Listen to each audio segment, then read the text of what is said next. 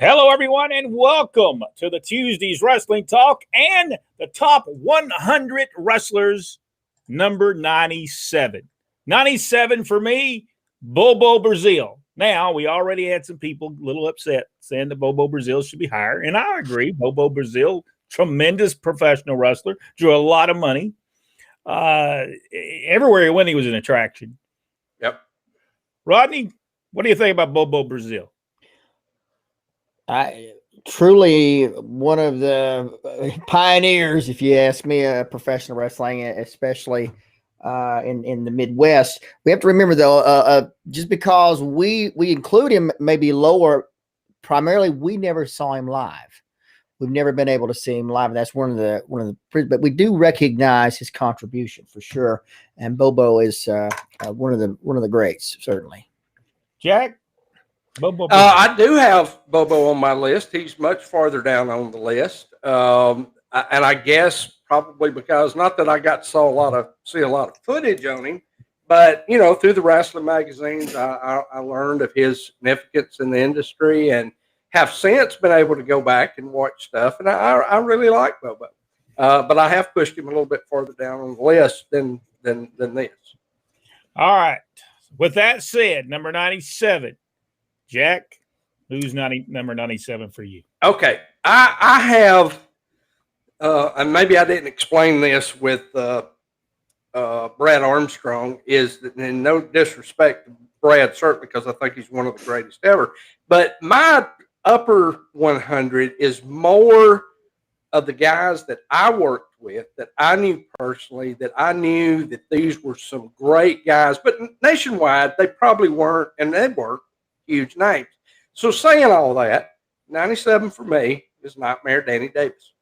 Yeah, I will agree with that. Danny Davis knew what he was doing, helped a lot of people, in the wrestling business. He helped Doug Furnas a lot during the time that Doug Furnas was wrestling. So I would agree with Danny Davis. I liked him better as a tag team with Danny Davis. I mean, with Ken Wayne, excuse me. He couldn't team himself. Couldn't team with himself, I don't think. Well, I guess you could, because, could have been referee Danny Davis and Nightmare Danny Davis could have teamed. All right, Rodney, number 97. What's on your list? Ted Oates. There you go. Ted Oates. I agree with Ted Oates. Let me show something right now. We're talking about Bobo Brazil. Here is Bobo Brazil when he came to Georgia. And I believe this would have been 1979, because I think that was the time Bobby Heenan was there.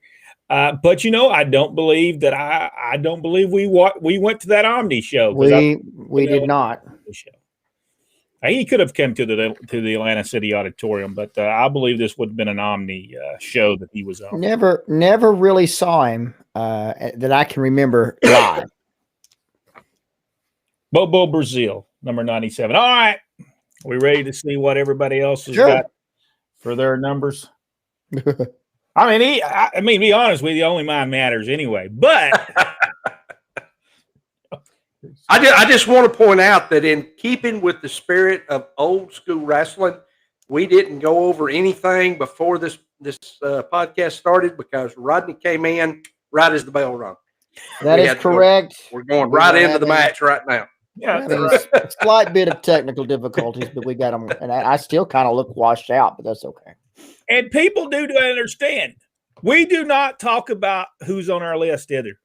We do not know. Now, who's on my list, because I put it up on the graphic, and we make so people know that's what we're doing. But I do not know what Jackson. I do not know what Rodney's who's on their list, because they may or may not be on Rodney's. They may or may not, because I'm not divulging the other numbers that I have. There you go. There we go. Oh, by the way, Les Thatcher interview yesterday, tremendous. I thought that was just a tremendous. Les Thatcher has so much knowledge. We're going to bring him back. You know what I was thinking today? Les Thatcher, Charlie Platt together. Just let them just come on and just. Well, I don't remember who it was now. One of our subscribers messaged me last night when it was over with and said, you and Rodney really don't even have to be on the show when Les is there, do you? No, that makes it great. Yeah. Yeah, that's the whole point. It's about them. When they're on Yep. the show, it's about them. It's not about us. Well, it's never really about us anyway. It's about the wrestling. It's about the history of professional wrestling. All right, let's see who comes on here. Glenn Shelton, how you doing, Glenn? Michael Barr is also with us. He said it's flooded in the southeast. We had a good bit of rain here today. Not flooding by certainly any means, but it's going to be a rainy week all week, Michael. So get the boat ready. Joel Bateman, hello everyone. Hello, Joe. Charles Bellflower said number 97, Tarzan Tyler. I never saw him wrestle. Did Jack? Do you ever get to see him wrestle? Never did. Rodney? No, not that I can remember. But I understand in Georgia. I mean, he was running wild in Georgia for many, many years. So I will give him. He was crazy. He was a crazy looking guy too, though, wasn't he? I wonder if he is crazy. The closest to a Tarzan I got was it Tarzan White, I believe. Yep. He actually managed me one time.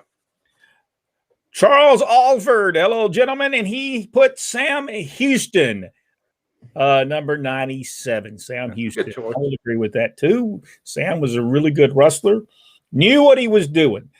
Tom Moody said he saw Bobo Brazil in Columbus, Georgia a few times. Yeah, I knew he had come. I would have loved to see Bobo. I sat when I was a fan. There was a group of mostly older fans that I sat with, and we were mostly heel fans, before it was cool.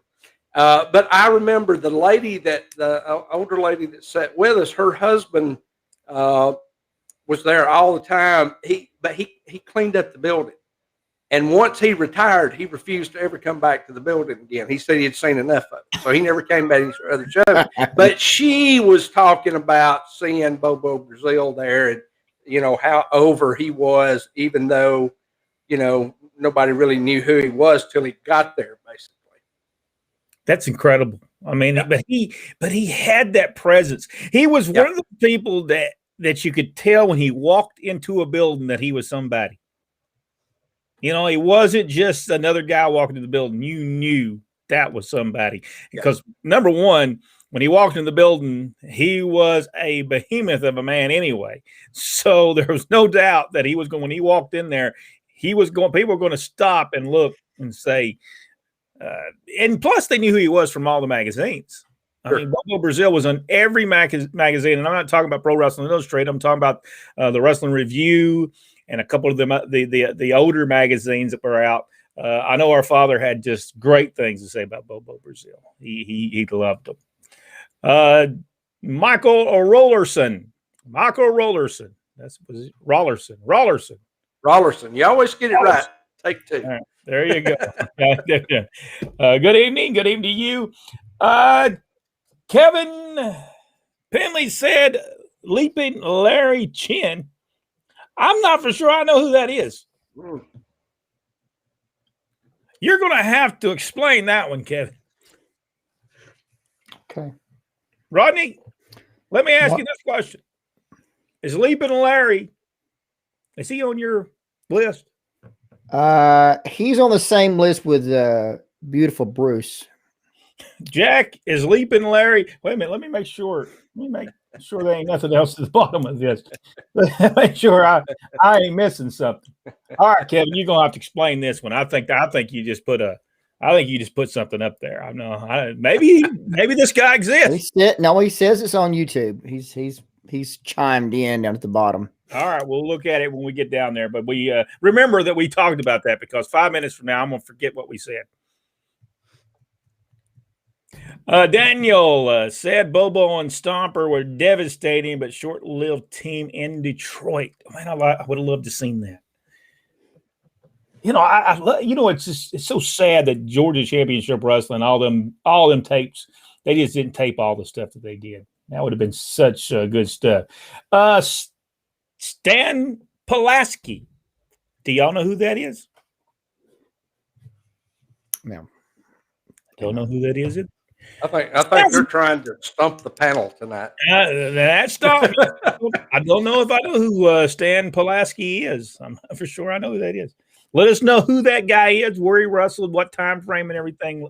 We can kind of that way we can do a little bit of research. Hey, Jack, by the way, find out who Stan Pulaski is if you can. Bobo Brazil was the first African-American world champion. Yes, and a lot of people got very upset when I said that he was, and Ron Simmons wasn't. Not taken away from Ron Simmons being a world heavyweight champion, because on a national level, that would be true. He was the first world heavyweight champion, first African-American world champion, but there was a bunch of people. Bobo Brazil was in there. A bunch of other people had won world titles prior to that. Charles said he helped me. Is he talking about Sam Houston?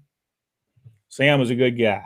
Oh, okay. He's back out. Hey, by the way, Sam is back out on the road. Mhm. I think he's got a couple of bookings. Look him up on YouTube. I think it's Michael Sam, not YouTube, but Facebook. Michael Sam Houston, I believe is the name on the Facebook, and see where he's going to be going because he's back out there again. 97, the unpredictable Johnny Rodz. I'll give it to Johnny Rodz. I do know who Johnny Rodz is. I always thought he was a good wrestler. Rodney? Yeah, absolutely. He's a great guy. Great wrestler. Okay. Stan Pulaski. His real name was Eric Pomeroy, who went by a slew of names, including the Mad Russian, Stan Vachon, Stan Pulaski, and Stan Kalmakov. So That was a mouthful. He did a lot of Russian gimmicks, right? And he wrestled in Newfoundland, Labrador.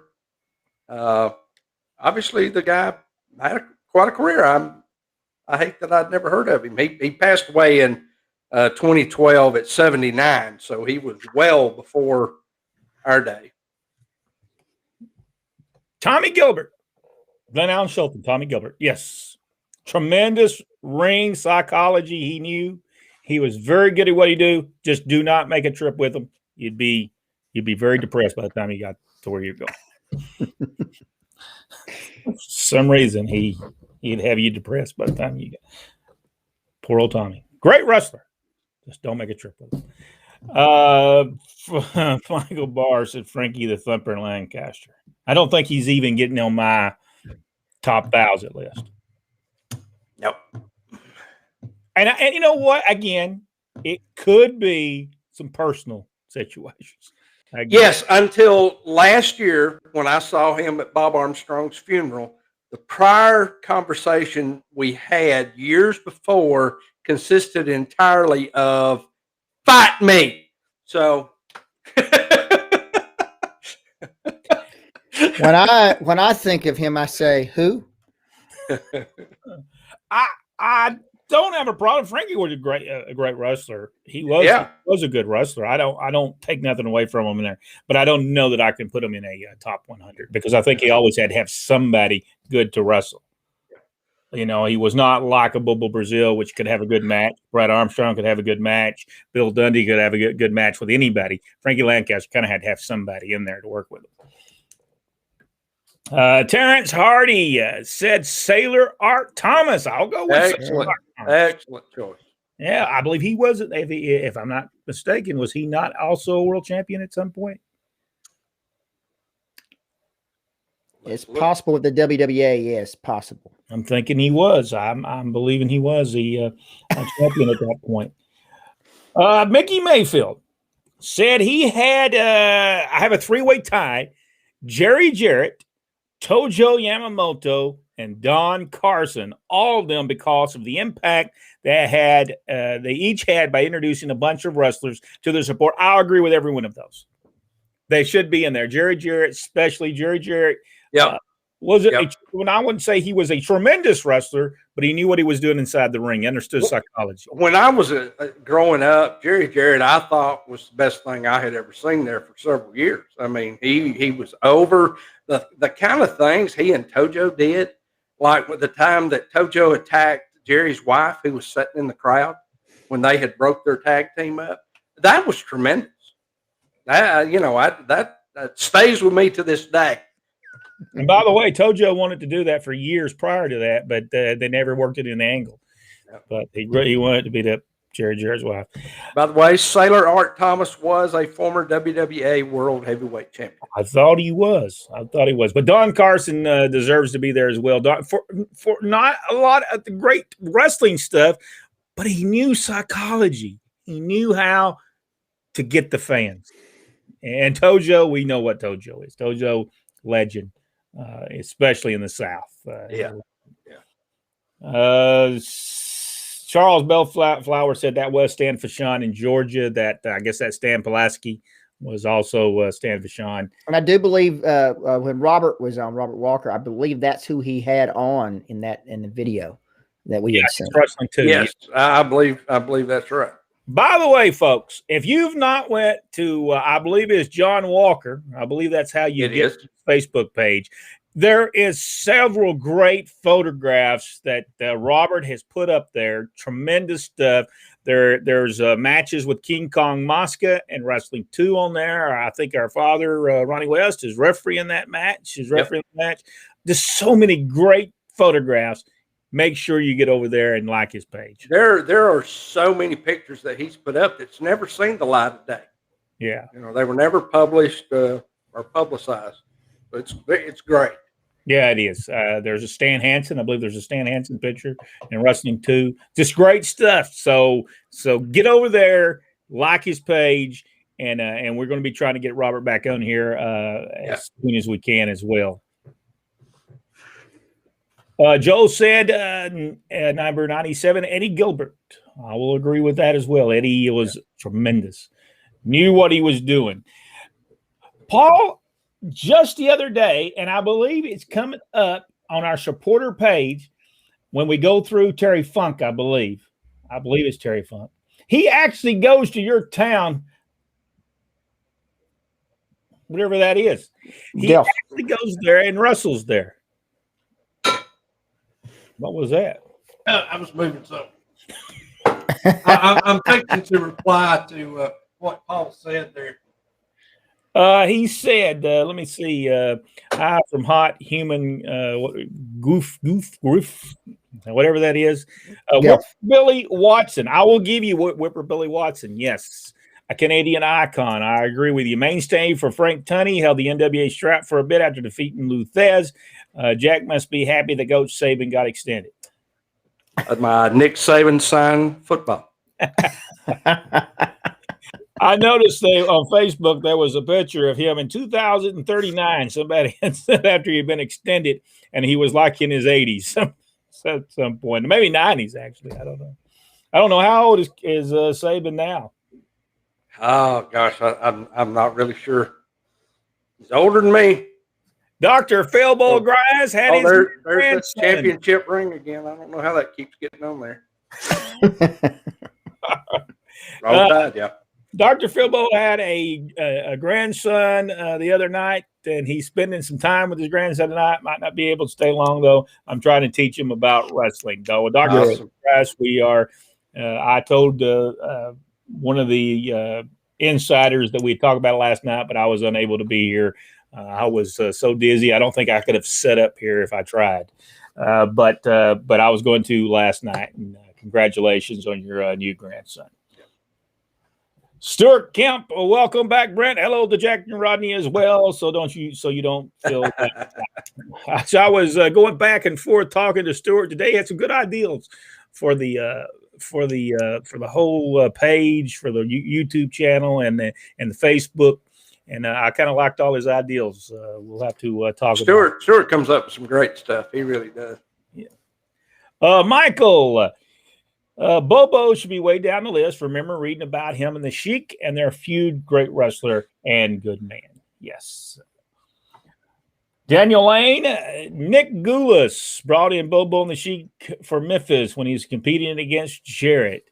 That was kind of sad because they wasn't really drawing very well. I know he brought them into the Mid-South Coliseum, and they did very bad at the time. And Daniel, by the way, I still got fabulous ones staying with me at all times. I tried to get them to do the Fargo strut, but their legs didn't bend too well, so they couldn't through the Fargo stretch. And Rodney's got he's got one of the books somewhere behind him over there. Yeah, the Bruce book behind there. Thank you so much for sending those, and we're going to talk about those in the next. Speaking of the Mid-South Coliseum, today was the 50th anniversary of the first wrestling show. Whoa! Yep. Daniel sent us a book about Memphis wrestling, 1977, and we're gonna look through that whole book. Very interesting stuff, very interesting cards, but it also talks about the time that Nick Goulas and Jerry Jarrett was against each other, and talks about the different cards. So we're going to go through that, Daniel, and talk about that a little bit. Very interesting stuff. I got to look through it a little bit while I was dizzy, so it's interesting. Kevin, I was a kid standing in a chair, and Bobo kept me from falling off the chair against the sheet. But don't know what number match that was. Wow, that's good stuff. Chad Marsh said Jimmy Valiant. Rodney, Jimmy Valiant? Sure, why not? Yeah, you'll be on there. Sure, why not? All right, wait a minute now. We gotta. You know, you can't be just sitting here thinking, yeah, sure, he could be on there. Okay, now you gotta explain that. You just can't just say that's. I have no problem with him being on there. Which Jimmy Valiant? Oh, are we talking about WWF teaming with Johnny, or are we talking about later on Boogie Woogie Man Jimmy Valiant? Which one are we talking about? Because he went through several, let's say, personalities over the years. Which Jimmy Valiant are we talking about? All right, Jack. Did you feel? I agree with Jimmy being on the list. I really like Jimmy Valiant, especially the Boogie Woogie Man. All right, here's the thing: did Jimmy Valiant make the list? My list? I don't think he did. I don't think he did make my list. I'm not saying he made mine either. But I can understand why he did. Was over in Memphis, was over in the Carolinas, was over in New York and those areas. So everywhere he went, he drew money. There's no doubt about it. Jimmy Valiant. You got to check out the tag team when they were the WWF, the 3 WFs. When they were the World Tag Team Champions up there, awesome, just great stuff, and just really, really good. Kevin said, did the Sheik give talking interviews as the Sheik of Arabia? I don't know. Arabic. Did you ever do an interview?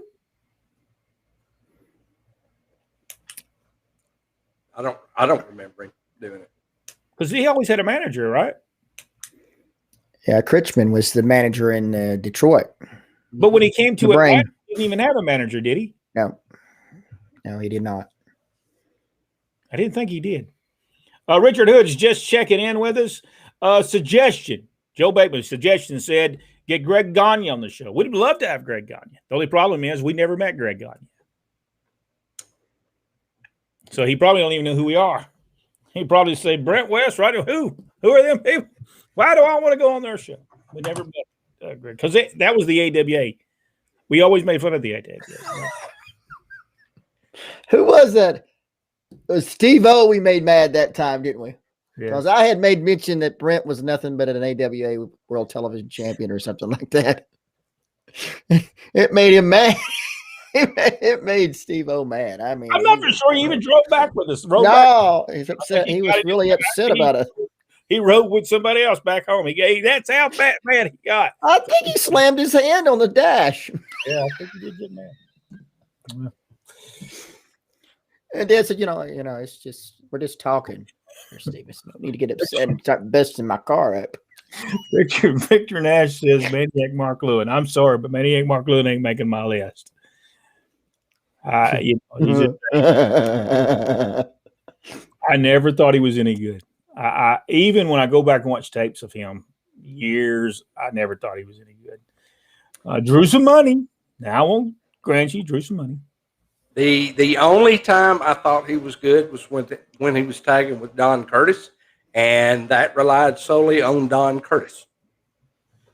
Rodney, Mark Lewin. The Maniac was just for me, it was unwatchable. But Mark Lewin, before he decided not to work anymore after he became Maniac Mark Lewin, or sell or anything for that matter. But when he was in Australia, just super stuff. When he worked with the Sheik in Detroit, before he started to do this nonsense here, he was awesome. He really was really good. But once the Maniac thing started, he was just, for me, unwatchable. Chad's put himself on, I believe, as number 9. Okay. There you go. He's put himself to Jack. You know this Chad? Do you know Chad Marsh? No, but I'll go with it. You know, just. I mean, hey, if you're gonna put somebody on there, go ahead, put yourself on there. There's nothing wrong with that. Jeffrey Archer with us. Good evening, gentlemen. By the way, if anybody's seen his Facebook page, he has a cartoon character that looks just like him. I mean, it looks just like him. I don't know where he got it done at, but I thought it was him. And then I found out that his picture was down below. I thought it was really him. George Wells is in his top 100. I don't know that George Wells would make my top 100 as well. We talked about this before, Richard. He had the personality of a rock. I mean, he just had no personality. Not the Rock either, just a rock. Rodney, George Wells, what do you think? He was fine. He was great. He knew exactly what he was doing. But George Wells was great in Georgia, I thought. But I think what soured me on him is his performance in Mid-South. They put a tremendous amount of effort, and he didn't, for what I could see. Yeah, he didn't. He just went out there and just went through the motions. It was a tremendous opportunity, a tremendous break for him, and Reed pushed to have him come in, and then for whatever reason, his heart was not in it at all. He even told Bill Watts this. He said, "I was looking for a job when I came here. I'll look for one when I leave." That's what he told him. And he told him something about he needed to fire up. He needed to fire up a little bit. Get a little fire in you. Man, you got one gear, and you're only standing at one gear. So you need more gears than that. And he told him, he said, "Well, I was looking for a job when I came here." And I think Bill Watts still says, "Well, I hope you can start doing some job searching." Very, very. You know, it's amazing because he never saw the lower matches when he first came in. They put him directly on top, so he was getting main event payoff immediately when he got there. And like I said, he was not. It didn't seem like he was putting 100% in. Now, if you go and look at George Wells in Georgia, it was just tremendous. I mean, I'm not sure. Maybe he and Watts or he and Dundee did not get along. Not sure. But in Georgia, he really shined, I thought. I know Butch Reed did. Was over there. Chad said, I seen Bobo a lot in the Fort Wayne, Indianapolis area with Dick the Bruiser. Rita Cantrell is with us. How you doing, Rita? Good to see you on there. And he said that Kevin did say, Larry, I'm going to have to go look and see if this guy even deserves to be on there, Kevin. I mean, I'm not for sure he is. I've never heard of the man. I've never heard of him. But that don't mean he wasn't any good. I just never heard of him. I saw a match with Doug from Dory Funk Jr.'s show, The Bang, or whatever it was. And last time I saw a match like that was in Carrollton, Georgia, with Kevin Sullivan and Steve Kern. He's got several matches on YouTube. Where's this guy from? He doesn't have a Wikipedia. Hold on. Kevin, did you work as Leaping Larry? There's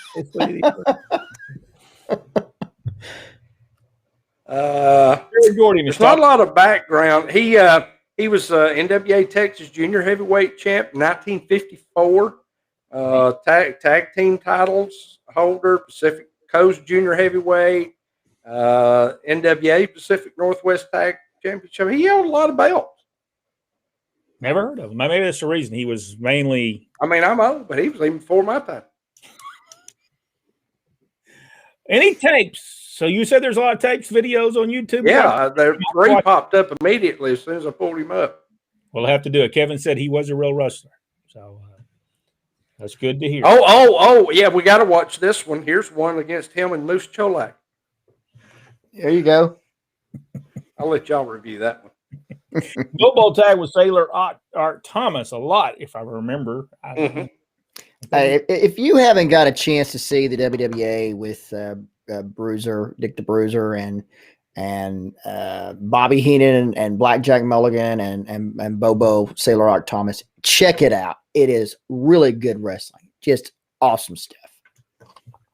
Richard Hood said Arn Anderson in the top 10. I would probably agree. I'd probably agree with that. I can't remember where Arn Anderson fell in my list, but I don't know if he was in the top 10. Where would Larry Zbyszko be? Larry Zbyszko would be very high on the list. How about you, Jack? Oh, I agree. He's definitely on my list. Rodney? He may or may not be on my list, but he could be. But then again, he might not.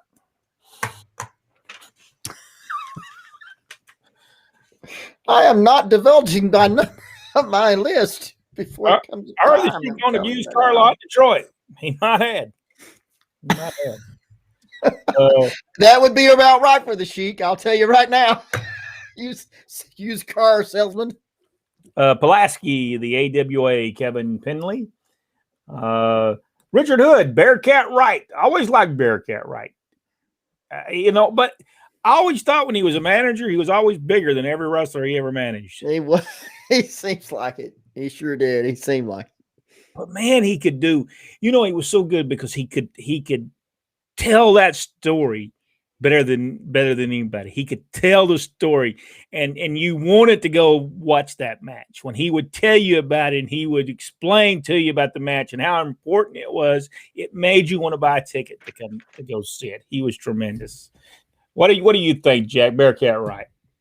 I thought it was great. Let's see. Kevin said he thought that Larry Chin got killed in a car crash, but he wrestled in the 50s and 60s. That's probably the reason. He was killed at the age of 35 in an early morning car accident on October 2nd, 1964. Wow. Stan Pulaski wrestled at Stan Vashon in Georgia. Daniel said, I believe Bearcat Wright was before Bobo. Could have been. Could have been because he Glenn Allen said the Dark Side ring with Grizzly still shocked. I have not watched that yet. It's powerful and very well done. I'll have to watch it. I have not watched it yet, but I will have to watch that. I believe Larry Trent was a star in Detroit, late 50s to early 60s. Michael Barr, Matt Osborne, Doink the Clown, R, as we know him, Matt Bourne. He was a good wrestler, but man, everywhere he went, he ended up getting fired or something. I think Doink might have been the longest he ever worked anywhere. Yes, you're probably right. You're probably right about that. Awesome wrestler, though. Just tremendous. Oh, yeah. He was tremendous. Bugsy McGraw, number 97. I think somebody else had him in the 99 or something. Yes, they did. Bugsy. Jack? Yeah, I like Bugsy. He did not make my top 100, but I did like him. Bugsy McGraw he was in Georgia, I believe, 1977. Rodney? It was probably 7. No, it would have been 78. No, it would have been 77 because Mosca was there at the same time. He was a Georgia heavyweight champion at the time. Bugsy McGraw had a stutter, but when he went out there and did the interview, there was no stutter whatsoever. He could go out there and he had this way about him, and he could do the interview better than anybody else could do. It was tremendous the way he did it. But when he was in the back, he stuttered really bad. Tremendous person, though. He was a very nice man. Just the time we got to see him there, he was always nice to us. So not that we had long conversations with him. I was only 6 years old, but he was a very nice guy. Michael said he needs to start over at his top 5,000. Greg Zimmy said, I hate to bring this up, but Chris Benoit, I hate to tell you this, but he doesn't make my list because of, not saying he wasn't a great wrestler, but he just ain't going to make my list. No. Rodney? No, fantastic wrestler. In fact, no better, absolutely no better than Chris Benoit. It's going to be very hard to make any list for people in these days and times. Kevin Penley, I didn't put Iron Sheik or Vern in my 100. I don't think Iron Sheik would be in my. Now, if you're going to say number 10 heat seekers in the world, Iron Sheik going to be in the top 10. That man could generate some heat. Heat, gimmick, whatever. Yeah, he would be in a top 10. He would. This man knew how to get people upset. And I love being around him. He was a joy to be around. Anytime we ever saw him, though, somebody was always being mean to him, to be honest with you. I always heard that. I mean, every time. It didn't matter where we was at, there's people being mean to him. We kind of felt sorry for him while he was in Georgia. Ole loved messing with him. Yes. Number 96, he's already going to tell us Waldo Von Erich, and I will agree with that. Glenn Allen said Jerry Jarrett. I don't think it's Jeff Jarrett. I'm pretty sure it ain't Jeff. I don't think he's a genius. But Jerry Jarrett, what's that say? 1 to 5 genius? Is that what that meant? It's supposed to be? Yeah, I believe Jarrett's mine on a scale of 1 to 5. He's a 5, I guess. Genius. Yeah. Well, and I agree with him on that. And I'm pretty sure we're talking about Jerry Jarrett, not Jeff. Don't think he's going to be on the genius list. No. Weather problems breaking up live stream. I'm sorry about that. Richard Hood, Dusty Rhodes, Ole Anderson, Jerry Jarrett were wrestling minds. We'll give that to all 3 of those guys. Michael Barr. I know that Greg Peterson is not likely to be in the top 100, but did he wrestle? But he did wrestle many matches. Greg Peterson, if you were in Dothan, Alabama, would be in someone's top 100. Sure would. Eddie Sullivan is another one that would be in that. And we're going to go past your, Glenn, we're going to go past what you just said. We can't give Bama any kind of, no, Glenn said, go Bama. Well, we know what's going to happen. They're going to win. I mean, that's just Nick Saban, 66 years old. So in 2039. Actually, he's 69 years old. 69 years old. So he would be like 100 and something by the time 2039 rolled around. So Saban pushing 70. Kevin said he's taller than Saban. Not when he stands on those rings, buddy. Did Ron Bass make the Yawns list? Rodney? Who? Ron Bass. Ron Bass. Y'all. Y'all's list. He said y'all's list. Y'all's list. Did your But he said yawns. I cannot say. And he did make my yawns list. He makes your yawns list? Yeah, I thought that's what he said at first, but he said y'all's list. Now he knows we're Southern. Of the 3 of us, I think I'm the only one who actually enjoyed watching Ron Bass. Not all the time, but occasionally I did like some of his matches. When he was in the Mid-Atlantic, I thought he was really good. By the time he got to WCW, he was not really good. But he is not in my top 100. Rodney? Ron Bass? He may or may not be on the list.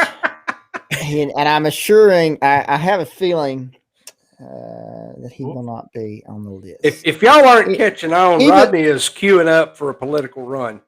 That way, although I have a feeling that if we could get the matches with Ron Bass and Don, I think it's Ron and Don Bass, with Ma Bass on it, I believe I may change my entire mind because I have a feeling that would be something to see.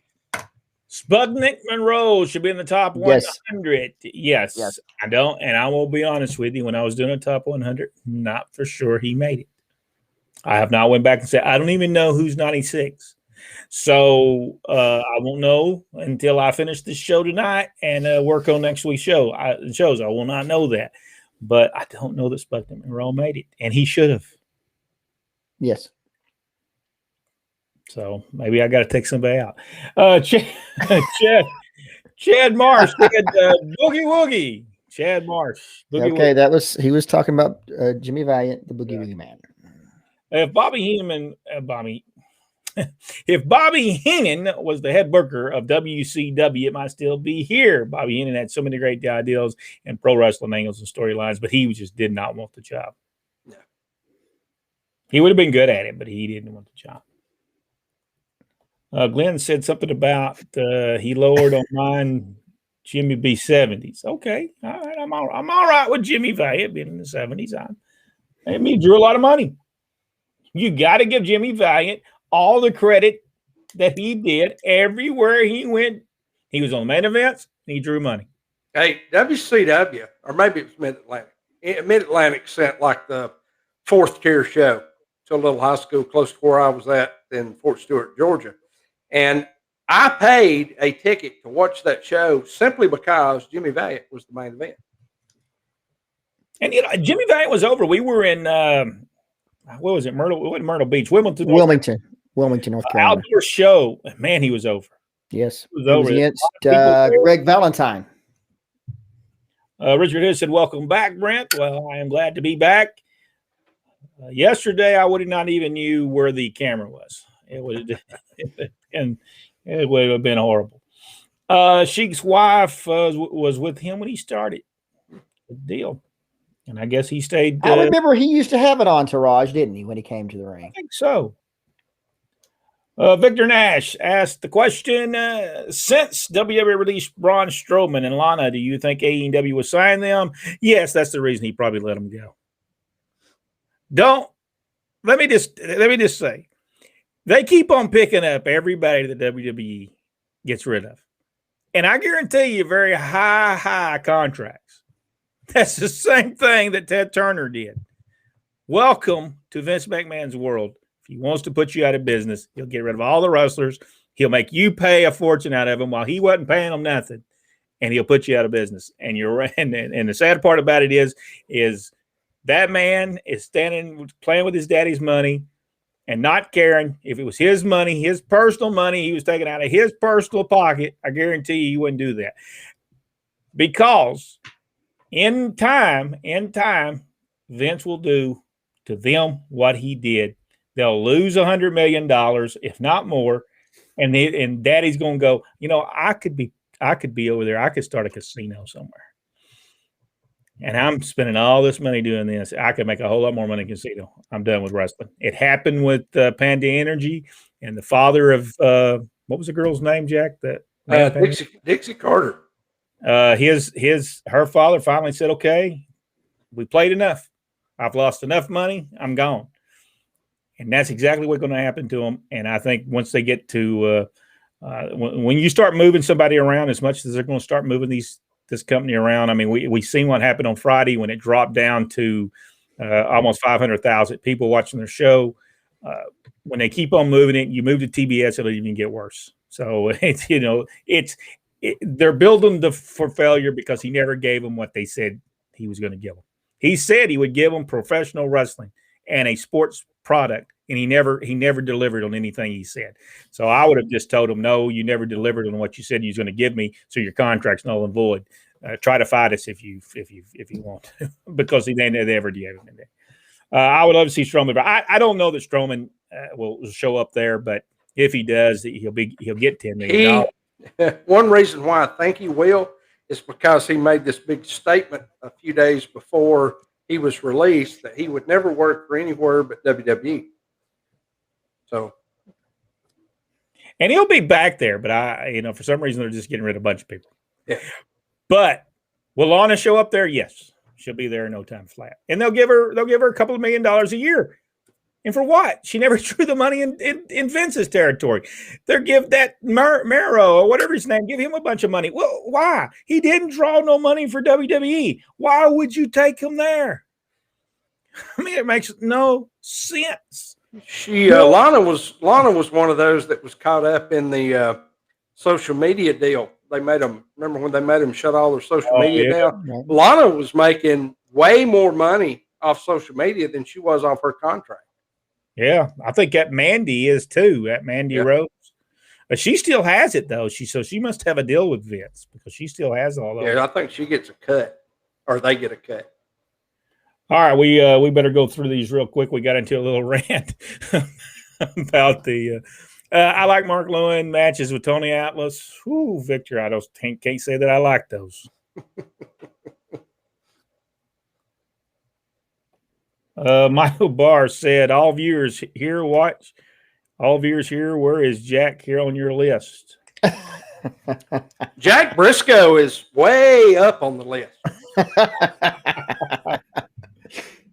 Mark Lewin was Vince McMahon Sr.'s favorite baby face. I think when he was younger, I think he was pretty good. But Bruiser Brody on my list. Raven Taylor. I like Bruiser Brody, but he would not be on my list. Rodney, he may or may not be.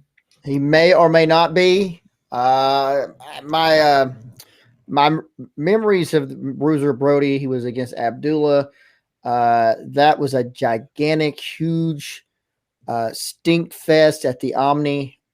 So that might give you an idea of if he is or is not on my list. The thing with Brody was he didn't want to do a job. He didn't want to put nobody over. If you ask him to put him over, then he had attitude. He didn't want to put the person over. You know, Brody is a legend. There's no doubt in my mind he's a legend. But while he was in Georgia, he just complained. The whole time he was there. Dad, you hate to work with him. And the thing about it is that if you go look at Brody and with Southwest and you look at him in Texas, just it doesn't look like there's any problems. It really doesn't, because everything turned out to me pretty decent. Of course, they were all brawls in most cases, and he and Abdullah did a great job in Texas and Dallas. But once Georgia hit, for some reason, it did. It honestly, that type of wrestling, or if you want to call it that, didn't fit in Georgia. That's just not what you do in Georgia. No, it didn't draw either, by the way. No, and neither at that point, Abdullah was dead in Georgia. He wasn't going to draw anymore anyway. He'd been there way too long. And then Brody, he just wasn't over. They didn't get an opportunity to get him over either, or he wasn't getting over. George Wells was over in Canada in both football and wrestling. No, Kevin said that he was not that guy. He just watched it on YouTube. I seen Bobo beat Blackjack Mulligan Charlotte for the U.S. title. I love it. I would love to see that. Sweet Daddy Sika. Yeah. 50. I like those Sweet Daddy Sika. He was a character. Terry Funk, way up on my list. Terry Funk was way up on my list. Joel Bateman said Arn Anderson, number 40. He's going to put Arn Anderson number 40. You know, I'm all right with Arn Anderson being there. Jeffrey said Rodney is right about WA. Those Indianapolis crowds were rocking. Yeah, a lot of people don't give the WWA the credit that they deserve as being a true big company. Oh, that was, and those shows are great. And Jeffrey, I cannot think of the announcer's name up there. Was awesome. The guy doing the commentary, and I cannot think of his name right now. It's Miniker. Maybe Miniker. Sam Miniker, I think is what his name was. He was great. Great announcer. All right, we'll go through these real quick. Richard said Bad News Allen, top 20. Brian Abodi Green. Chris Colt has to be in the top 50. Sonny King, top 20. Dutch Savage in the top 100. Timothy said Ken Mantell, number 97. I want to give you that. Ken was very good. We were talking about Meltella. Let's see. Glenn Allen was talking about Meltellas. Buzzy McGraw came back to Georgia in the 80s. Yeah, I remember him coming back there for a while. Sting at 20, and he stands firm on that. A 20 firm right there for Sting. Jimmy Snook in the top 10. Love watching Bugs and McGraw in Florida. He was fun to watch. Don Morocco in the top 10 is what Richard Hood would say. I would say Rick Brooks said he's going with Killer Tim Brooks. Yes. Don Morocco, number 19. Ron Bass was pretty good in Florida as well. So yeah. Kevin said, to make Rodney feel better, I got no Kevin Sullivan on my list. All right, we got to get off of here because we got so many more. But we'll Daniel was saying it was Sam Mineker. That is right. He was a really great announcer, and occasionally he would get involved with the matches. Just awesome stuff. Also, let's see, heel wrestler said Rick Rude. Now, there's a heel wrestler on there. Yes, down at the bottom. It's right underneath where Daniel's saying Sam Mineker. Right underneath that would be. By the way, I'm going to be the babyface wrestler. I don't do any heel stuff. I'm like Bruiser Brody. I ain't doing a job. So I don't care. I got paid more to get beat. Another one bites the dust. Daniel Main.